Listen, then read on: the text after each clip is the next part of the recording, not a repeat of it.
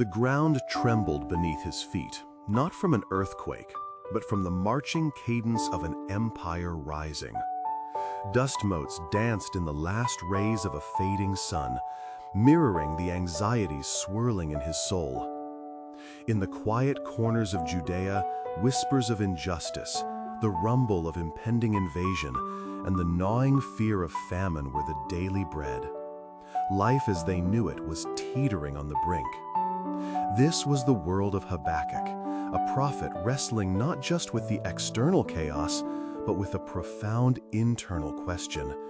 Why, O Lord, how long? Habakkuk had seen the wickedness, the oppression, the unpunished wrongdoing within his own people. And when God revealed his plan to use the fierce Babylonians to bring judgment, the prophet was staggered. How could a holy God use such a cruel, godless nation? His opening chapters are a raw, honest dialogue with the Almighty, a wrestling match of faith against bewildering reality. He stood on his watchtower, waiting, desperate for an answer that would bring sense to the senseless. Then something remarkable shifts.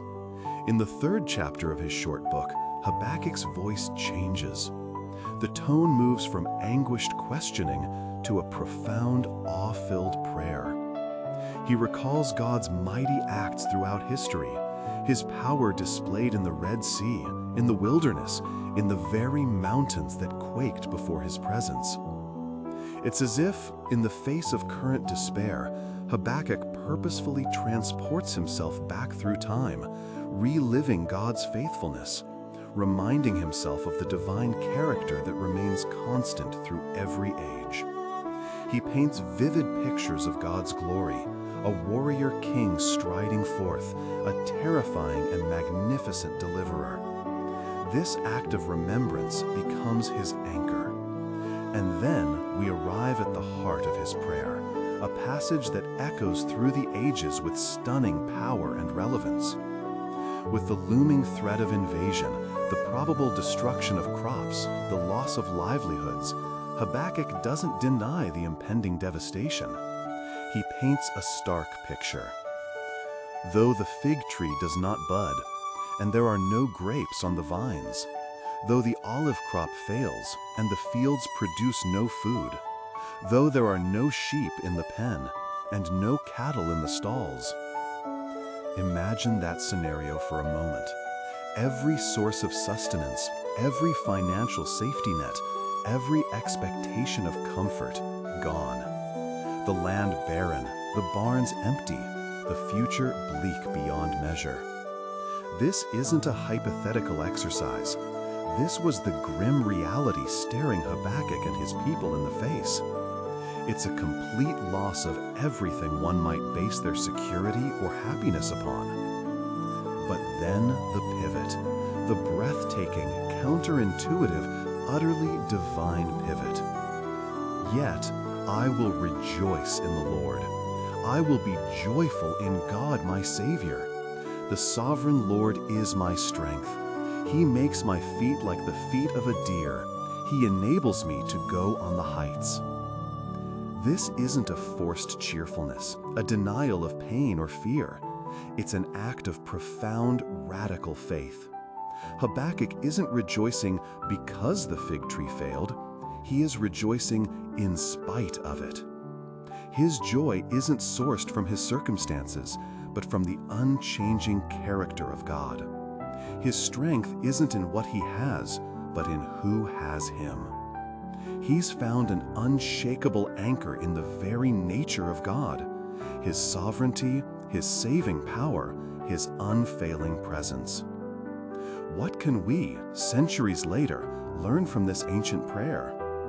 In a world that often feels as uncertain and chaotic as Habakkuk's, where headlines can feel like the rumble of impending doom, and personal challenges can strip away our sense of security, his prayer offers a profound lesson.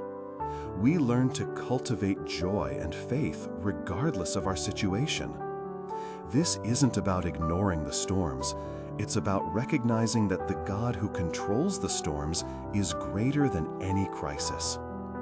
It's about understanding that our deepest joy, our truest strength, comes not from earthly provisions or predictable outcomes, but from an unwavering trust in God's unchanging character and His eternal promises.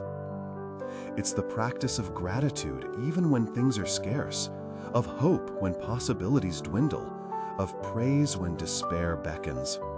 It's about remembering God's past faithfulness and believing in His future deliverance, even when the present looks desolate. Like Habakkuk, we can find our footing on the heights, a place of peace and perspective above the fray, because the sovereign Lord Himself is our strength, enabling us to navigate even the most treacherous paths. So, as you walk through your own season, whatever it may hold, whether the fig tree is flourishing or failing, remember Habakkuk. Let his prayer be a melody that resonates in your own heart, a reminder that joy can bloom even in barren lands, and faith can stand unyielding against the fiercest winds. May we, like him, choose to rejoice in the Lord, our unfailing strength and our eternal joy. What aspect of Habakkuk's prayer resonates most deeply with you in your current season? We'd love to hear your thoughts and reflections in the comments below. If this message brought you comfort or encouragement, please consider sharing it with someone who might need to hear it, and subscribe for more insights like this.